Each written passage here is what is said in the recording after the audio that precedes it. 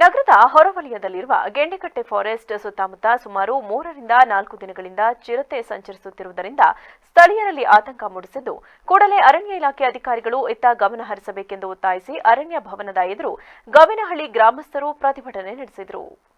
ಈ ಸಂಬಂಧ ಗವೇನಹಳ್ಳಿ ಗ್ರಾಮಸ್ಥರಾದ ಹರೀಶ್ ಗೌಡ ಮಾತನಾಡಿ, ಗವೇನಹಳ್ಳಿ ಸಮೀಪದ ಗೆಂಡೆಕಟ್ಟೆ ಫಾರೆಸ್ಟ್ ಸುತ್ತಮುತ್ತ ಸುಮಾರು 3ರಿಂದ 4 ದಿನಗಳಿಂದ ಚಿರತೆ ಕಾಣಿಸಿಕೊಂಡಿದ್ದು, ಗ್ರಾಮದ ಸಮೀಪವಿರುವ ಕೋಳಿ ಫಾರಂ ಬಳಿ ಸಾಕಿದ್ದ ಸಾಕು ನಾಯಿಯನ್ನ ಹೊತ್ತೊಯ್ದಿದ್ದು, ಈ ಘಟನೆಯಿಂದಾಗಿ ಗ್ರಾಮಸ್ಥರಲ್ಲಿ ಆತಂಕ ಮೂಡಿದ್ದು, ಮನೆಯಿಂದ ಹೊರಗಡೆ ಓಡಾಡಲು ಹೆದರುತ್ತಿದ್ದಾರೆ.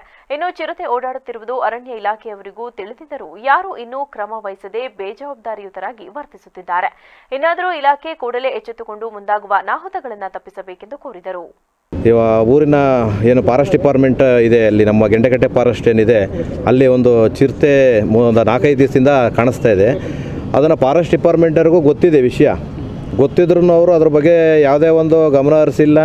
ಇವತ್ತು ಬಂದು ಕೇಳ್ತಾ ಇದ್ದೀವಿ, ಇನ್ನೂ 2 ದಿವಸ ಬೇಕು ಅಂತ ಹೇಳ್ತಿದ್ದಾರೆ ಅವರು. ಈಗ ಆಲ್ರೆಡಿ ಅವರು ಒಂದು ಪುರುಷೋತ್ತಮ ಅಂತೇಳಿ ನಮ್ಮೂರಲ್ಲಿ ಅಲ್ಲಿ ಗ್ರಾಮದವರು ಫಾರಮ್ ಮಾಡಿದ್ದಾರೆ, ಕೋಳಿ ಫಾರಮ್ಮು.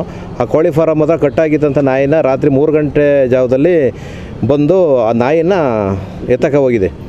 ಹಾಗಾಗಿ ಅಲ್ಲೇನಾಗಿದೆ, ಗ್ರಾಮಸ್ಥರಲ್ಲಿ ಸ್ವಲ್ಪ ಭಯದ ಆತಂಕ ಉಂಟಾಯಿತು. ಆ ಭಯನ ಹೋಗಬೇಕು, ಈಗ ಮಕ್ಕಳೆಲ್ಲ ಓಡಾಡ್ತಾ ಇರ್ತಾರೆ ಆ ಜಾಗದಲ್ಲಿ, ತುಂಬ ಜನ ವಾಕ್ ಮಾಡ್ತಾ ಇರ್ತಾರೆ, ಎಲ್ಲ ಮಾಡ್ತಾ ಇರೋದ್ರಿಂದ ನಾವು ಅದಕ್ಕೋಸ್ಕರ ಫಾರೆಸ್ಟ್ ಡಿಪಾರ್ಟ್ಮೆಂಟ್ ಹತ್ರ ಮಾತಾಡಿದ್ದೀವಿ. ಈಗ ಅವರು ನಾವು 12ನೇ ತಾರೀಕು ಬೋನನ್ನು ಇಡ್ತೀವಿ ಅಂತ ಹೇಳಿದ್ದಾರೆ. ದಯಮಾಡಿ ನಾವು ಅವರಲ್ಲಿ ಏನು ಮನವಿಯನ್ನು ಮಾಡ್ಕೊತೀವಿ ಅಂದರೆ, ಆದಷ್ಟು ಬೇಗ ಏನು ಅಲ್ಲಿ ಜನಸಂದಣಿ ಜಾಸ್ತಿ ಇರೋದ್ರಿಂದ ಆದಷ್ಟು ಬೇಗ ಅವರು ಆ ಕೆಲಸನ ಮಾಡಿ ಗ್ರಾಮಸ್ಥರಿಗೆ ಸ್ವಲ್ಪ ಭಯ ಹೋಗೋ ಅಂಥದ್ದು ಕೆಲಸನ ಮಾಡಿಕೊಡ್ಬೇಕು ಅಂತೇಳಿ ನಾವು ಫಾರೆಸ್ಟ್ ಡಿಪಾರ್ಟ್ಮೆಂಟ್ ಹತ್ರ ಮನವಿ